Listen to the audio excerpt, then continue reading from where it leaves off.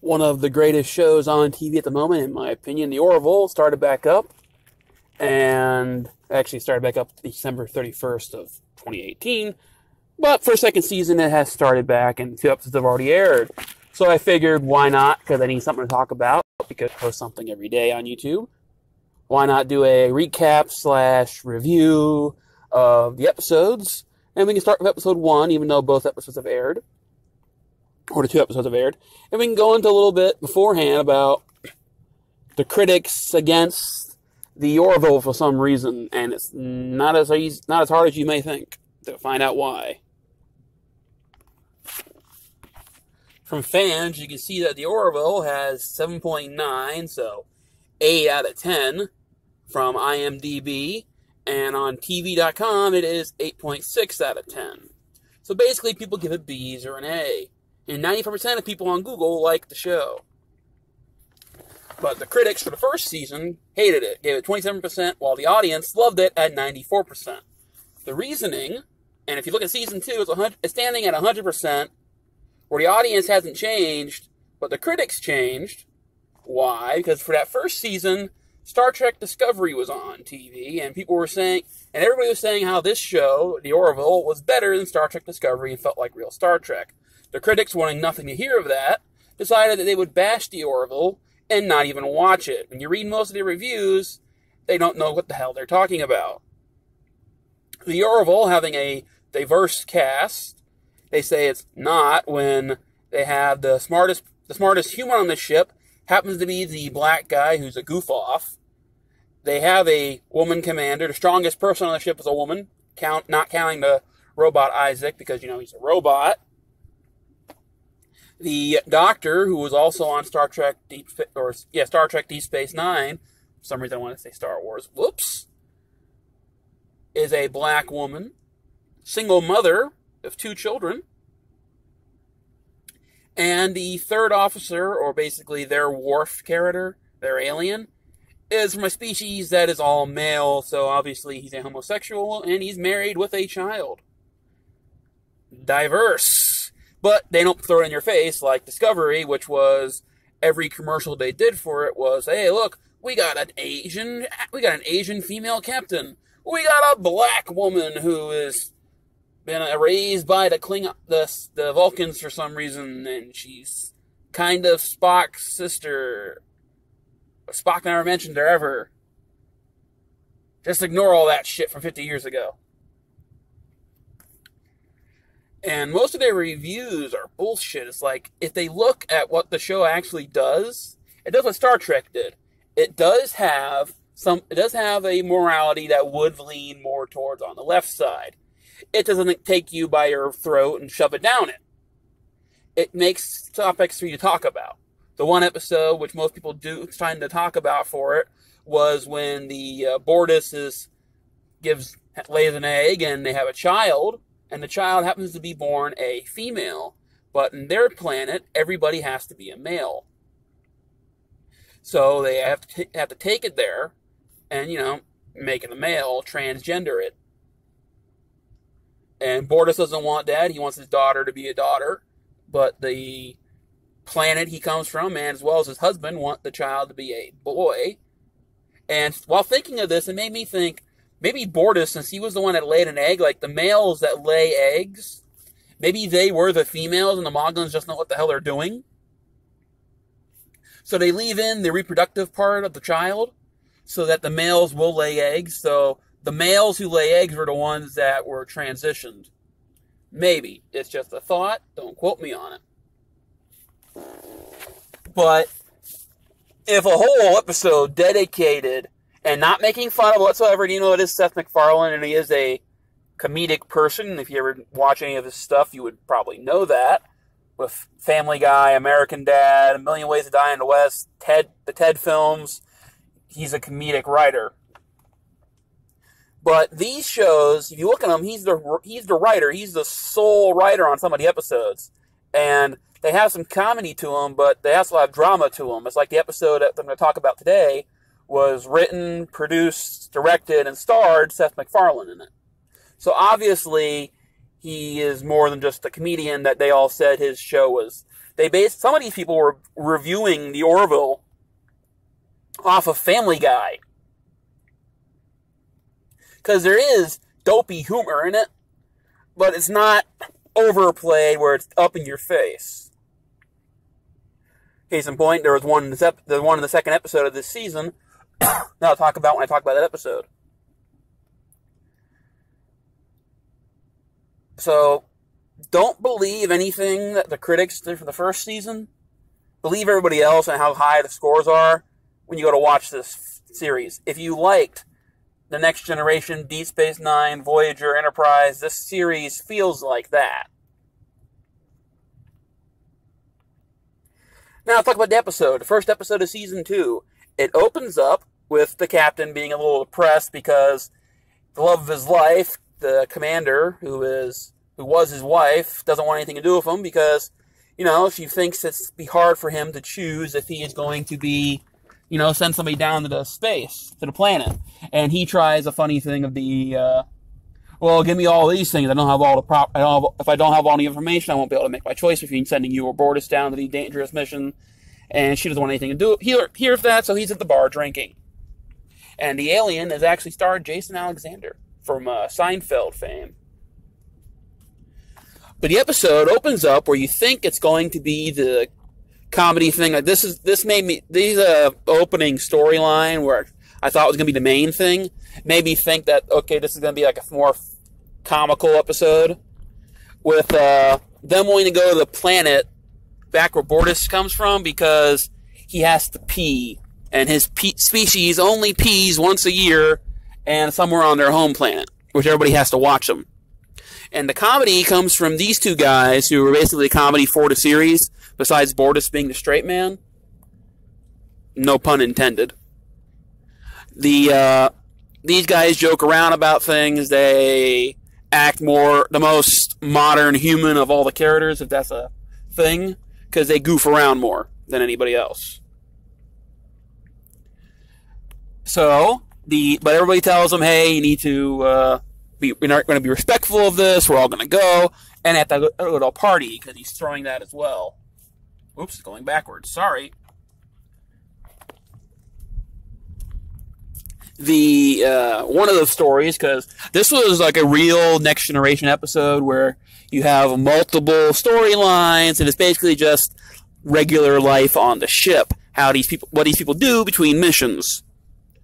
This storyline was Isaac, the robot, is helping the doctor teach her children. Like he's teaching her youngest child how to play piano, and he's also kind of co-parenting with her since when they crashed on the planet, he helped raise the kids.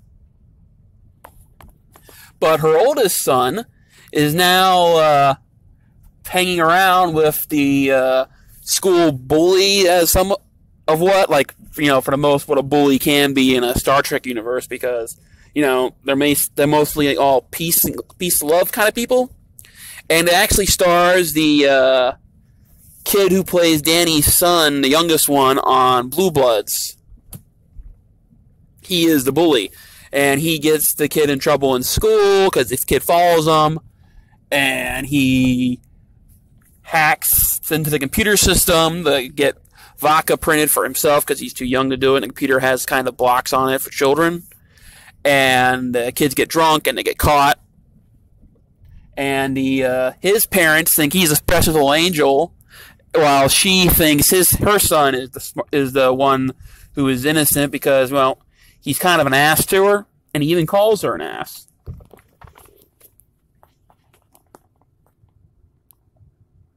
Oops, going backwards. Sorry.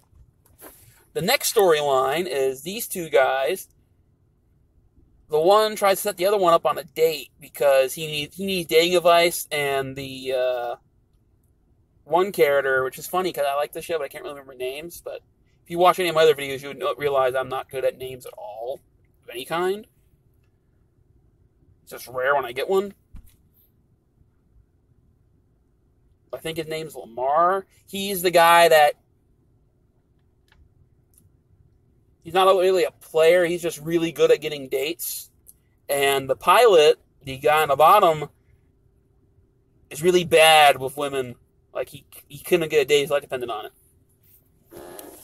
So he tries to get him a date because the woman who comes on the ship, the new crew member, he has the hots for her. He wants to ask her out, but he's too nervous to even talk to her.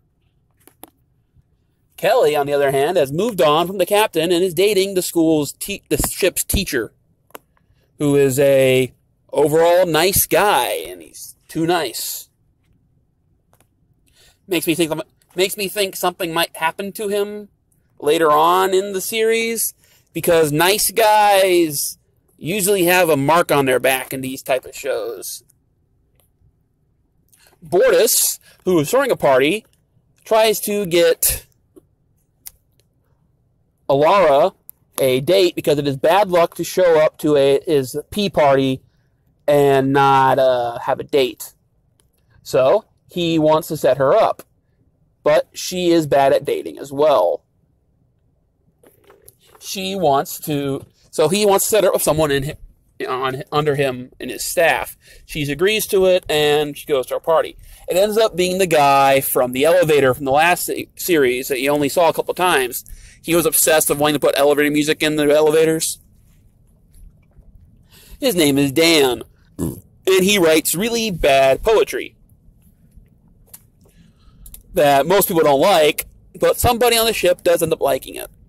And he kind of talks her into dating her, even though she doesn't want to date him, because honestly, I think it's because he's weird, but he thinks it's because he looks funny, and nobody else wants to date him because of that, because of his head. So he kind of guilts her into going out on one date with her where they get drinks. The captain and his first officer, Kelly, they talk about their relationship and how, she wants him to move on, and he doesn't want to move on because she's the love of his life. So she goes on her date with the teacher. He invites her over, but the captain does a drive-by of the thing while they're making out, and she confronts him about it. And the next day, he comes and apologizes to him, or the next time you see him, because the stories continue with the four that they're doing in this episode. And he actually ends up, through the apology, helping the teacher get win Kelly's heart completely, because it tells him what her favorite music is and what she likes to do, which is drink wine and listen to Journey. Later, with the doctor at this teacher-student conference, the parents of the bad kid end up having to find out from Isaac that he is, of course, the bad child. He gets straight A's on his report card, but his test grades and everything say he's going to be like a B student. And the other kid, her son, is a BC student, and his grades haven't changed under his computer. So someone who could hack the teacher's computer is probably the one who hacked the food generator. And then finally, after this whole entire thing goes by, the relationship, the comedy thing, you get to this part where he's on his planet making the, he's peeing, he makes his whole, talks in his language, and he makes the big ceremony, and he pees. They don't actually show you to pee or let you hear it. So, if it was Family Guy, you would have saw him whip his winky out, and you would have saw him peeing. Later, back on the ship, with all the stories converging into one, just like what Next Generation would have done with this type of story, the captain is at the bar, once again, same place where he started, because he's a little depressed about everything, and about letting the love of his life go, and he meets somebody new, showing that life moves on. Dan reads the pilot his poem, and the pilot says how it made him feel so much better, and it spoke to him. The first officer and the teacher get together, and, she says, that's the moment I fell in love with you. So in other words, the captain made her fall in love with her. And that was the episode. And that was a very Star Trek Next Generation feeling episode of life on the ship. No big emergency, no big grand thing. It was just dealing with an alien custom while dealing with normal human life, but on a starship. I would rate this episode very well. When I first watched it, for those first couple of minutes, I didn't like it. But then when it started catching into, regular character building and not just a comedy about an alien peeing, I really enjoyed the episode. They're really world building these characters, and Seth is doing a miraculous job of making these characters feel more human and not cardboard cutouts of badass woman and evil man and, what Discovery did. But, on a side note, to be completely honest, I've only seen the first 2 episodes of Star Trek Discovery because those were the free ones that aired on TV. I would not pay just service just to have one ding episode. And it ain't really worth my time to hunt down the other ones on, the 7 Seas and watch them, because I've heard all the other reviews of people that I generally respect their taste, and they all are saying how it never got any better. So yeah, the Orville airs on Fox in the United States, and I would highly suggest watching it if you were a fan of sci-fi, which it does have its preachy side to it, but as I said, it's more of make you talk about what's going on in it. Not this is what you have to do, this is what you need to believe. If you don't believe this, you're a Nazi! Yeah, but, I believe like 90% of what you said, but, this is just, no, you're a Nazi if you don't believe it all! This show doesn't do that. It is, hey, we see people over here's point of view, and we see these people's point of view. Now we need to blend them together to make the proper thing. And come and make a conversation. And that was the first episode. Thanks for watching, and I don't want them to force be with you. Ha ha ha. Have a good one.